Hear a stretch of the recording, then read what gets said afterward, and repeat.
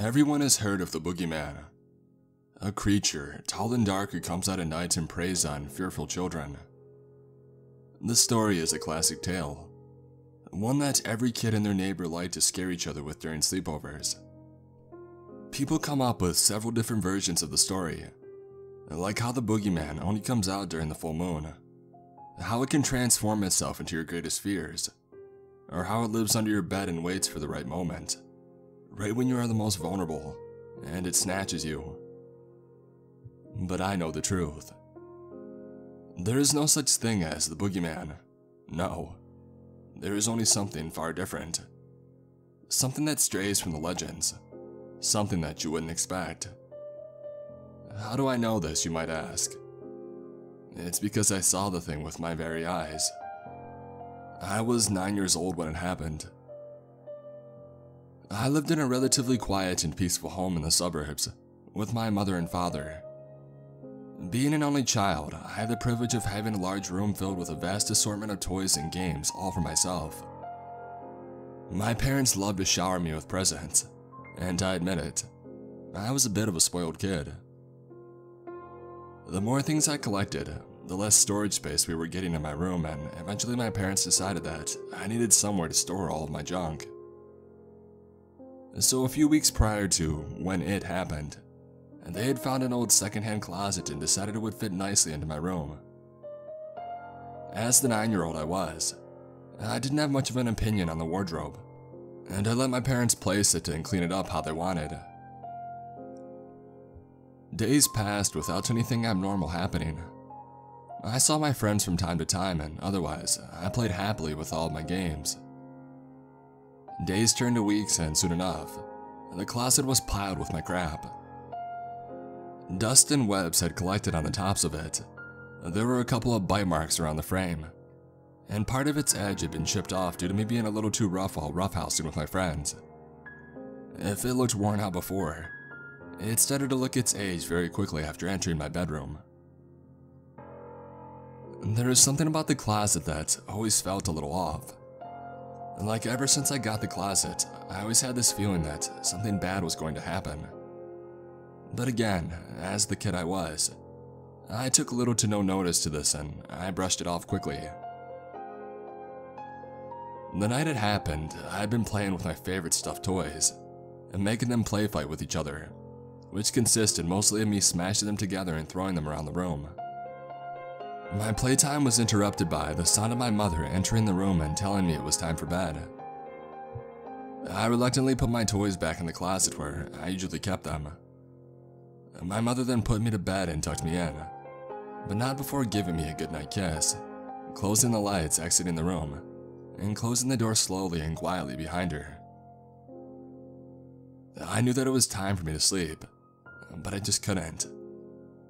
I tried, I really did, but I grew relentless just laying there with too much pent-up energy to relax. I wanted to play, not sleep. Surely one quick game wouldn't hurt, I had thought to myself. I rolled over and I watched the door for a few moments, until I saw the light from around the corner flick off.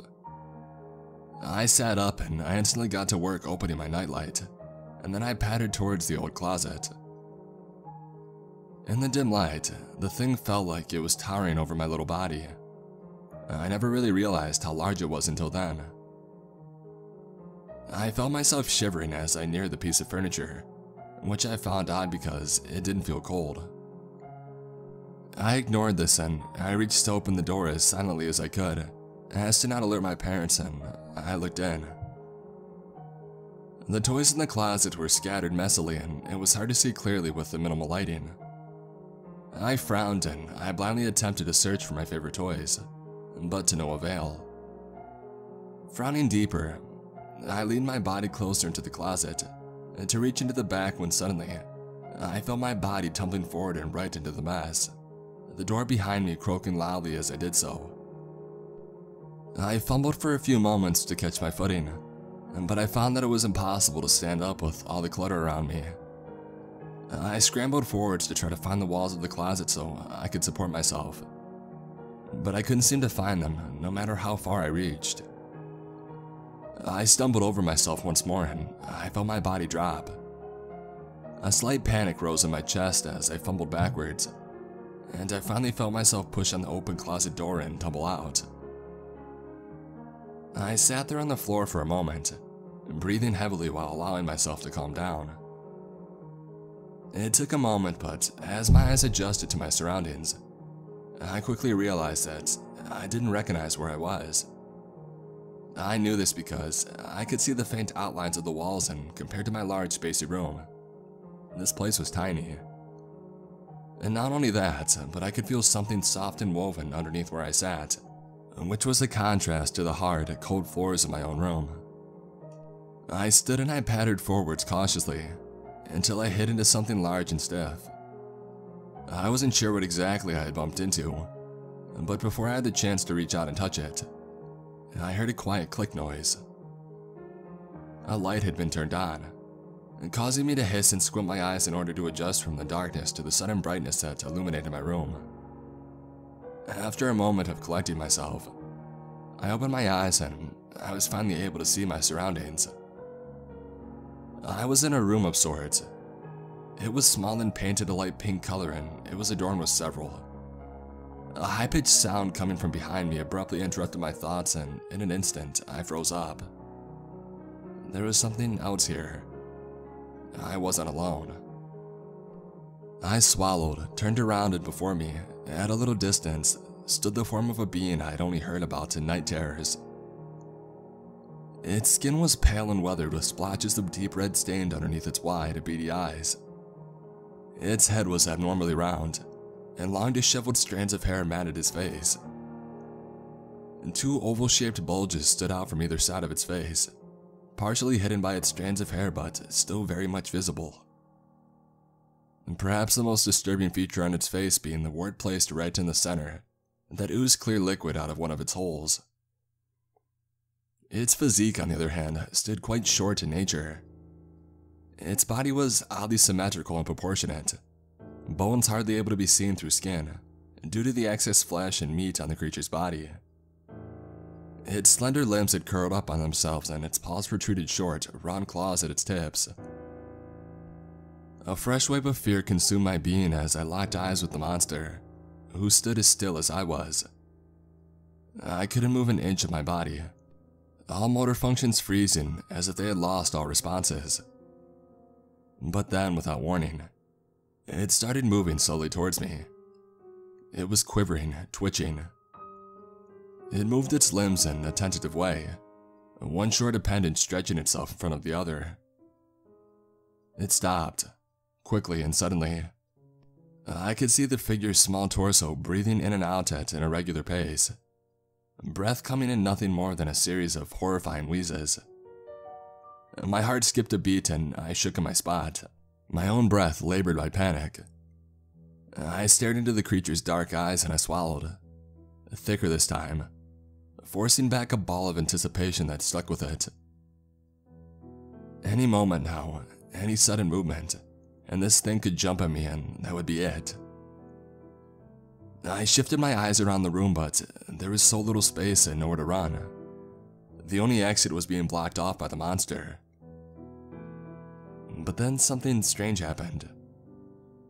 The creature retracted slightly and started to make noises. Croaks and cracks and strange sounds came out of the thing's mouth, its facial expressions morphing as it mumbled, its eyes leaking some kind of clear fluid. Was it trying to say something? Was it trying to threaten me? It had to be. There was no other fact. But its voice sounded minuscule. It was as frightened as I was. Surely, it wasn't trying to talk to me.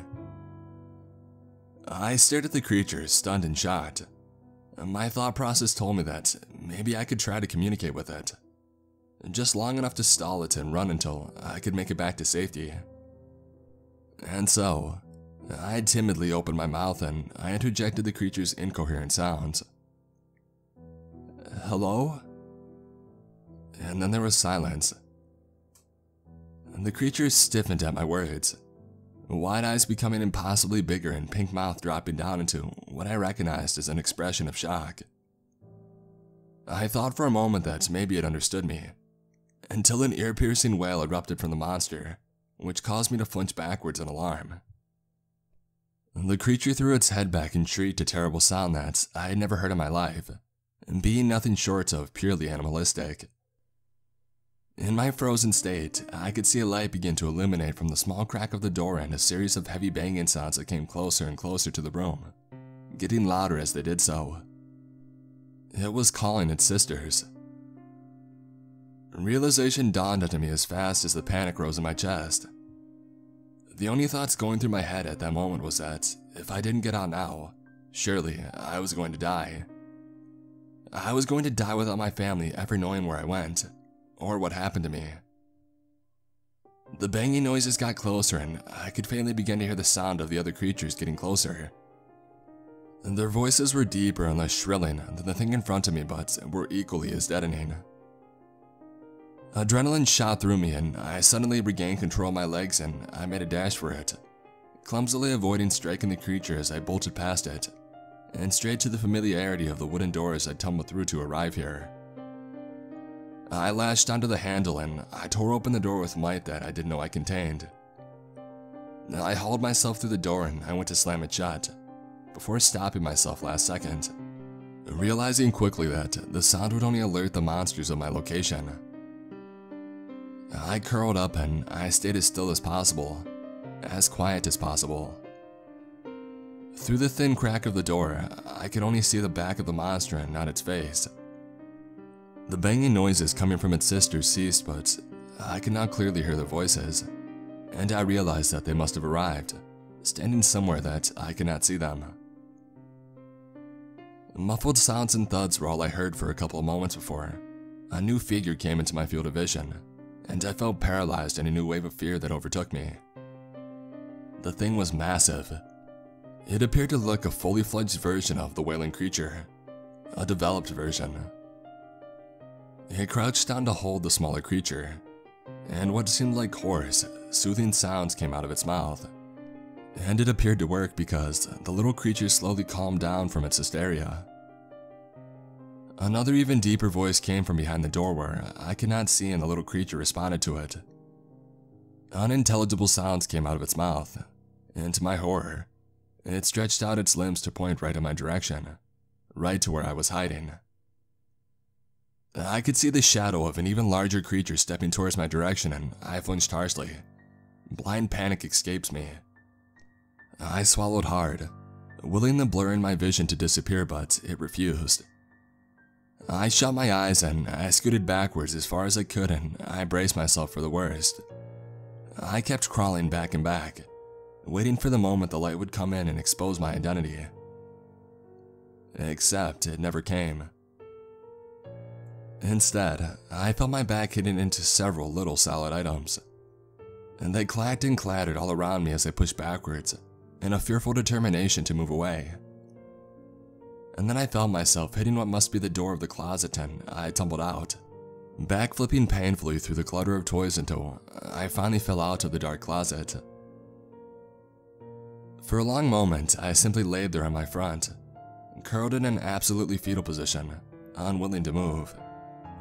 I hugged myself tightly with all my limbs to try to stop my body from shaking, but it didn't do much. And then finally, I willed one of my eyes open. I was back in my room. I was back in my room, and I couldn't believe it. Nothing had changed from since when I left, save for the toys that were now scattered all around me. And the closet doors were closed.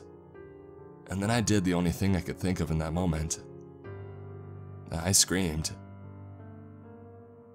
I had no idea how long I was screaming for, but all I knew was that my voice was starting to break, and I could no longer keep back the cries of absolute anguish that I had been holding in me. I was too out of it to notice the banging of my parents' footsteps making their way over to my room, and their voices calling out for me wordly. I didn't process the lights being turned on, and I only snapped out of my trace when my mother, so softly and soothingly, reached out her 3 arms to cradle me to her bony chest. "Sweetheart, oh, what's wrong? And tell Mommy what's wrong." "Closet," I rasped, and I reached out an arm to point directly at the closet. Both my mother and father shot their 8 bright red eyes to each other, and then to the closet, and then back at me. It was my mother who spoke first. "Oh, sweetie, what's wrong with the closet?" she asked. Monster," I mumbled out, shoving my face deeper into the comfort of her bones. I heard my mother whisper something to my father, but I couldn't quite make out what they were saying. I then felt a slender, clawed hand run circles up and down my back. "Daddy's gonna have a look in the closet, okay?" my mother whispered in her calm voice. I wanted to say no.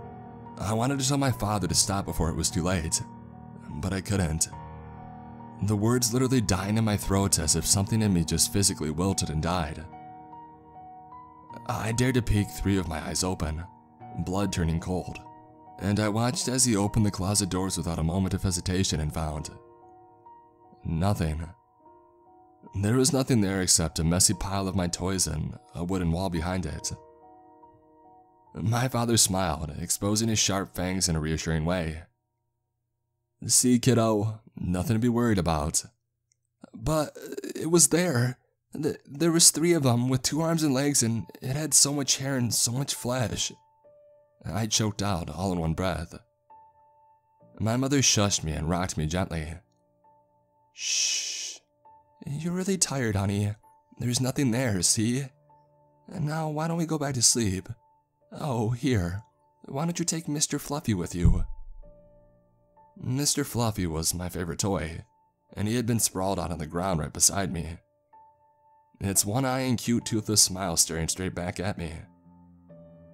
My father bent over and took Mr. Fluffy into his bristly arms, and gently guided me out of my mother's arms to heft me up in his own. He shuffled over to my bedside and placed me onto my bed, tucking me and Mr. Fluffy in, and he placed a kiss on my forehead. A wave of exhaustion overcame me and I couldn't help but stifle a yawn. I heard my mother chuckle lightly at the action as she stood beside my father at the edge of my bed. "Are you gonna be okay to sleep now, sweetie?" Despite the shock that I still felt all over my body, I nodded my head slowly. I was just too tired. I didn't want to play anymore, I just wanted to sleep. The last thing I heard before I let myself go to the land of dreams was my father's voice whispering, "Remember, kiddo, there's no such thing as the boogeyman." And that was something that I was sure of.